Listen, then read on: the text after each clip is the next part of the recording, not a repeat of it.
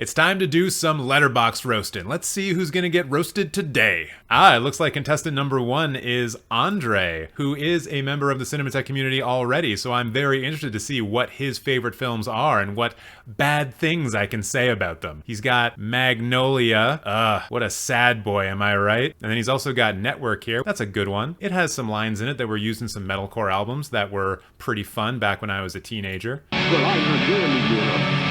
I want you to get mad. And then we've also got Happiness here, which he can't stop talking about, even though no one's seen the goddamn movie. And then the last film here is Titan. And what can you say about Titan that hasn't been said? It's fucked up, but in a good way, that's fun. And so for the most part here, I'm going to take a look at Andre's top 4 and say, you know what? This is mostly not bad. Mostly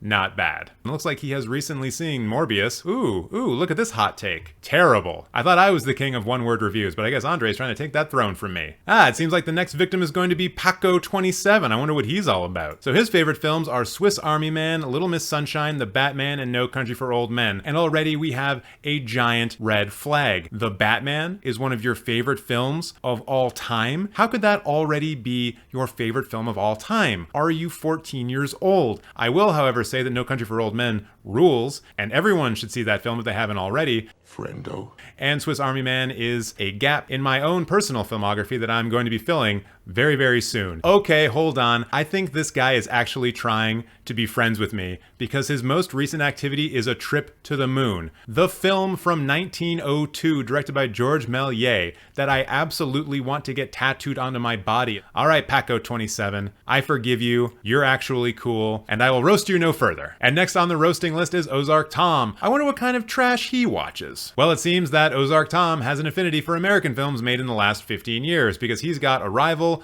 Black Swan, Brooklyn, and 20th Century Women. And while I don't doubt that he loves all of these films, I have to ask, you've seen nothing else that's better than these? Yeah, Arrival is good, but it's not even Denis Villeneuve's best film. Black Swan is good, but it's not Darren Aronofsky's best film. Brooklyn is good, but it's not Saoirse Ronan's best film. And I can't even remember who's in 20th Century Women, although I think it's actually supposed to be kind of good. Mike Mills, he just did Come On, Come On. So like, this is probably good. And it has Greta Gerwig in it, and Elle Fanning, and a bunch of other people. Wait, is that Billy Kudrup? Yo, this movie's probably really great. I think that's Annette Bening too. It is Annette Bening. You know what, this is probably the best film in the entire list, and I haven't even seen it yet. Boo this man! Ozark Tom, I will end this roasting of you by asking, where are the Peruvian films? I know that they are not going to be the only things that you watch, but I would like to see a bit more representation of your home country's cinematic output here on your page. Be an ambassador, Tom. Kind of like how I'm not with Canadian film on my favorites. Boo this man! And that brings us to the final Letterboxd user who's going to receive a roasting from me today, and that is